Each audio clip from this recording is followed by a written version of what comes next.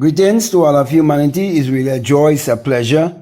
It's always my honor to be greeting you and always bringing this message of emancipation to you, whereby I'm pointing you to look no other place but to look inwardly to discover that your real identity is your divinity. Thus, the reason why I want to speak to you today concerning the secret of mindful breathing. Now, those of you who've been following me for a while, you know that I always teach from the Bible, and I always teach you that the Bible addresses the human mind and must be interpreted psychologically. That the Bible is not literal, neither is the Bible secular history. For the Bible is written symbolically, and it has no reference to anyone who existed thousands of years ago or to any actual event that would have taken place on earth thousands of years ago. So from Genesis 1 to Revelation 22, it's all a great psychological drama. It all have to do with the human psyche. Therefore, I want to speak to you concerning Genesis chapter 2 and verses 7, where it teaches you the secret of mindful breathing. And that is why you have to understand the anatomy of your body. And whenever you want to manifest your reality and you want to do that consciously, you have to know how important it is to practice mindful breathing. Now, in Genesis 2 and 7, it says, "And the Lord God formed man of the dust of the ground and breathed into his nostrils the breath of life, and man became a living soul." Now, this body is not you, so you do not need to be identified with this body. The Lord God is speaking of your I amness. The very life that is in you is God. So God and man are actually one. In order for God, which is this infinite intelligence, the life force, to be expressed in form, because first of all, it is formless. This power is formless. There must be a body or a house. Now, this house that we refer to as man, this house is lifeless without life itself. And that is where death comes into play. So it is teaching you that you are just a breath of fresh air. And this breath of which I'm speaking of is the formless, infinite intelligence. So, in short, God is life, and life is God, and there's no other God. There's nothing higher than life, nothing beyond life. Now, those people who are religious and might have a lot of questions to ask because they're still trapped in their religious mindset. They fail to realize that what religious people tend to put their hopes on is eternal life. So if the greatest thing or the most powerful thing that God could give you is eternal life, then it means that the greatest gift God can give anyone is himself. So my brother and my sisters, the self of man is God. And the self wants to get back to that place of living in the eternal realms. Because we are trapped here in time, space, and matter. We are trapped in the three-dimensional world to have this human experience. And then when we go to bed to sleep, we're moving into the fourth dimension. And all of this is being made possible by breathing. For example, if you do not get any air to breathe, you're going to die, because you need that oxygen and you need to give off that carbon dioxide also. So it is teaching you all about mindful breathing when it says that God breathed breath of life into man's nostril. Okay, and man became a living soul, teaching you that the body is the expression of the soul, and the soul is the invisible body. So you are a soul. Everyone is a soul. So because of that, in order for you to be in communion with God, or to use that power of God to create, you have to know how to breathe. And you can only do that when you find time by yourself to go into prayer, which is meditation. So when you have a desire and you go into meditation, that's true prayer. Okay? Because true prayer is desire and actually meditation. So you communicate from within, and while you're communicating from within and you're using your imagination, you have to be mindful of your breathing, of how you're supposed to breathe. Most of us, we are so accustomed to how we breathe every day, and we breathe from our throat area. But we need to go even more lower, right down to the base of our spine, and do diaphragmatic breathing.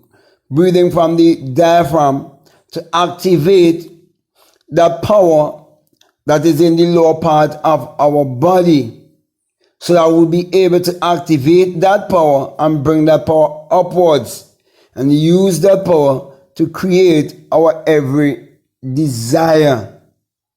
So my brothers and my sisters, it is very important for you to find alone time that you can meditate and practice mindful breathing.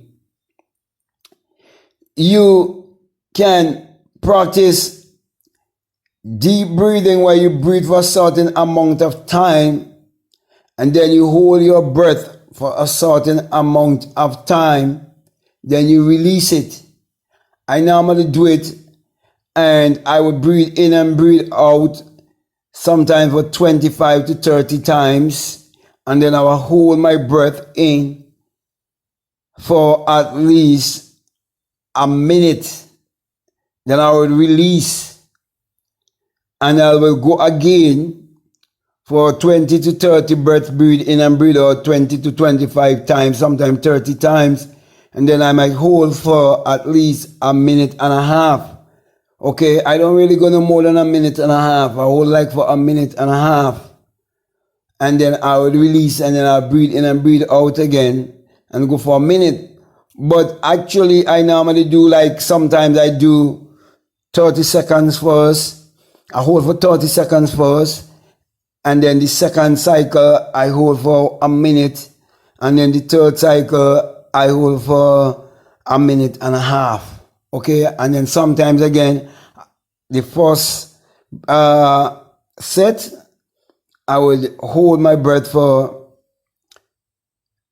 1 minute, and then the second one, I'll hold my breath again for 1 minute, and then the third one, I will hold my breath again for a minute and a half. Okay, so just to simplify what I'm saying, okay, I will breathe in and breathe out for at least 30 times. Okay, and then I will give one deep exhalation, and then I hold my breath for at least a minute. Then I start the process over again and go up to 30 breaths again, where I breathe in and breathe out, and then I hold in my breath for another minute. Okay, then I do it for the last time. I hold my breath in for at least a minute and a half. And when I finish that, my whole body, everything is calmed down. Okay, I get back to that normal breathing, and then I start now go into visualization. If I want to visualize anything, I do that after I finish that breathing session. Okay, because that would help me to become more calm. It helped me to become more relaxed. Okay, and I would encourage you to practice mindful breathing every day of your life. So you definitely need to practice meditation. You definitely need to practice using visualization in your life, because this is how you'll be utilizing the knowledge that has been given to you concerning that you are the breath of life, that you have eternal life. You see, many people believe that God is eternal and they believe that God breathed the breath of life into man. If God breathed the breath of life into man and God is eternal, God is omnipotent, God is omniscient, God is omnipresent, then you have to be the same. A man and his breath is the same. So those who wrote the Bible, which were the mystics, they wrote the Bible in this parabolic kind of way. And unless you have certain experience, you'll not be able to understand these parables that were written. But they've been always here, and there have always been wise ones who will come and know these things. And that is why these things that I'm sharing with you, these are things I learned based on what I would have experienced. Because hadn't it been that I would have had the experience of the boat from the skull, I wouldn't have even been here bringing this message to you and saying to you that the Bible in Genesis chapter 2 and 7 is teaching you the secret of mindful breathing. That is why meditation is so important. That is why self-talk is so important. That is why you have to focus inwardly. That is why you have to believe that it is your own thought that is creating your reality, and that you can create your reality consciously, because the kingdom of God is within you. And when you discover the kingdom of God within you, then you will be able to create your reality. For the Bible says that all these things will be drawn onto you. You'll be able to attract these things onto you. So my brothers and my sisters, the answer is within you, searching to discover yourself. So keep that focus within by putting certain things to work in your life. And one of them is practicing meditation every single day, practicing mindful breathing every day. So with that being said, my brother, my sister, I believe I got my message across to you, and I want to really thank you very much. And I want to say to you, if this is the very first time that you're listening to me and what I'm saying is really making sense to you and it's resonating with you, I'd like to say to you, if you haven't subscribed already, to subscribe, to comment, to like, and to share this video. But just before I leave you, I just want to remind you that this message I bring to you, that it is the single eye message of self-realization, of which Matthew 6:22 says that if your eye be single, your whole body be full of light. And my brother, my sister, hadn't it been that my whole body was filled with light, when that single eye opened within me, I wouldn't have been here bringing this message to you. For when it happened to me, I would have felt that great and mighty shaking. And then I would have heard the unearthly wind, that great mighty rushing wind. And I ascended like a fiery being, and came out of my skull and became invisible, and come to realize what it really means in the Bible concerning the new birth, or the virgin birth, and the resurrection, and come to understand that my body is the empty tomb. And there comes a time when my Christ self, my God self, must leave this empty tomb, because I am a living soul. And that breath of air that we call life will one day transcend and come out of humanity into divinity, for you to have a better understanding of your true identity. That's the reason why, my brothers and my sisters, I always encourage each and every one of you, saying to you, do not let anyone ever deceive or brainwash you to make you believe that the eye above the pyramid and the US dollar, that it's an evil symbol. No. It is the symbol of the all-seeing eye of God in you, who is your imagination, for you will have an awakened imagination. And thus the reason why I always put my hand right above my crown chakra and give you the symbol of the single eye, saying to you that when you have the experience, you will experience the rising of the S-U-N in a S-O-N. And you will realize that it is the dawning of a new day in your life. For the sun, as in the S-U-N, parallels the human imagination, and the human imagination parallels the sun. For without the sun, there is no life and there is no light. And without the human imagination, there isn't anything made that was made. And you're told in Psalms 84:11 that the Lord thy God is a sun, as in a S-U-N, and a shield, and no good thing will he withhold from you. And truly, the Son has never withhold any good thing from humanity, for the Son is what powers all of humanity and give all of humanity its energy. Also in Malachi chapter 1 verses 2, you're told that the Son of Righteousness shall arise in you with healing in his wings. And that is why when the Son has risen in me, I'm bringing healing to all of humanity, encouraging each and every one to use your mind power, which is your solar power, your sun power, your God power, your creative power, which is actually the sexual power. Use that power to achieve your every desire. And always remember to practice mindful breathing in all of your endeavors. So with that being said, I want to say peace. Love you all. I'm out.